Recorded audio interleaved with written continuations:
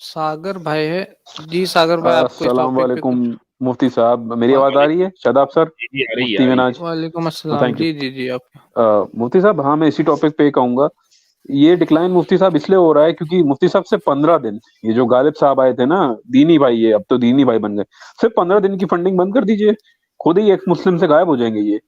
What can जी you do without the funding? और दूसरी चीज मुफ्ती साहब, ये जो अभी एस के भाई आए थे, कह रहे थे मंदिर मिल रहा है, वो जब क्या कहते हैं, अबूजर भाई ने इस पे वीडियो बनाई है, पर प्रॉब्लम ये है इनकी साइड वो हमारी वो वीडियोस देखती ही नहीं है, इनकी साइड कभी मुफ्ती साहब हमारी वीडियो नहीं देखेगी। एंड जो थर्ड चीज है मुफ्ती साहब, मैं आपको एक लास्ट बता दूं, जो आपको आके संस्कृत से आपसे एक बार भिड़ गए थे, एक भाई डेविड भाई थे, मैंने चेक किया मुफ्ती साहब, टॉपिक से नहीं हट रहा हूँ, मैंने आर्कियोलॉजिकल सर्वे ऑफ इंडिया का जो एविडेंस है, maximum at the maximum the worst condition, Sanskrit 1800 years से पुरानी नहीं है मुफ्ती साहब। जी, हाँ, बिल्कुल, वी हैव नो बिल्कुल। प्रूफ। एंड जी। मुफ्ती साहब, अगर आपको ऐसी हजारों फैंसी वेबसाइट मिल जाएगी जिन पे लिखा है संस्कृत 5000 6000, ऐसे यूट्यूब पे शॉर्ट्स मिल जाएंगे जो सनातन धर्म को 10,000 बीसी जितना ओल्ड बता देंगे, पर मुफ्ती साहब एकेडमिक लेवल कुछ और है, तो इसीलिए मुफ्ती साहब इन लोगों से बात नहीं करना बेकार। करोड़ों साल तक जाते हैं। करोड़ 193 करोड़ साल। करोड़ों साल तक जाते हाँ, हैं। 193 आर्य समाज जी, वो स्वामी दयानंद सरस्वती। जी। और ये जो मुफ्ती साहब, ये जो अभी अभी हमारे कासिम भाई आके बता रहे थे कि वो उसूल अल काफी का दे रहे हैं, वो किताब मैंने पढ़ी है, उस पे खुद हमारे पड़ोसी भाइयों का ये अकीदा है कि उसमें 9000 इनफैक्ट आधी से ज्यादा हदीसें ज़ईफ हैं, तो ये इनका हाल है। जी जी जी। और ये तो सही। खुद कहता है कि मैं उस वहां से हूँ, सुन्नी से हूँ, तो फिर ये क्यों वो किताबें यूज कर रहा है? Just don't get this guy. मसला असल में ये है कि इनको चाहे जहां से मिल जाए, कूड़ेदान में से कोई चीज मिल जाए, करकट में से कुछ मिल जाए, नाले में से कुछ मिल जाए, वो उठाकर इनको हमारे सामने पेश कर देना है कि इसका जवाब दो। जी मुफ्ती साहब, लास्ट चीज पर जाने से पहले, मैं ज्यादा टाइम नहीं यूज करता, ये जो करण अर्जुन साहब आए थे, मुझसे कुरान करीम में सूरह 4 आयत नंबर 93 में क्लियर कट का है, जो भी हो, ये नहीं बोला कि मुशरिक अहले किताब अगर मोमिन को मारेंगे, जो भी हो, अगर मोमिन भी मोमिन को इंटेंशनली मारता है, अल्लाह ने बोला मैं माफ नहीं करूंगा, मैं उसको डायरेक्ट जहन्नुम में डालूंगा। क्लियर कट लिखा है मुफ्ती साहब, चाहे ये कोई तर्जुमा उठा ले। क्यों अल्लाह ताला ने कहा कि मुशरिक के लिए, वो मोमिन के लिए माफ कर दूंगा, बाकियों के लिए नहीं करूंगा? तब डिस्क्रिमिनेशन होता। अल्लाह ताला ने बोला जो भी मारेगा मोमिन को जानते पूछते हुए, और उसका क्लियर कट जहन्नुम है, कोई उसके लिए रिपेंटेंस नहीं दी। क्यों नहीं दी अल्लाह ने रिपेंटेंस उसके लिए? बताइए मुफ्ती साहब। बिल्कुल, ये बात मैंने वाज़ेह कर दी। असल में बुनियादी जो उनसे जो गलती हो रही थी वो ये थी कि वो क्राइम और सिन के दरमियान फर्क नहीं कर पा रहे थे। जी मुफ्ती साहब, कोई भी मोमिन, कुरान खुद कहता है कि बिना किसी मतलब के मारो तो भाई इंसानियत को मारो, और मतलब के लिए मारो इंसान, तो फिर ये कहाँ से कोई मोमिन जाके 10 मर्डर करेगा? वो मोमिन कब रहा?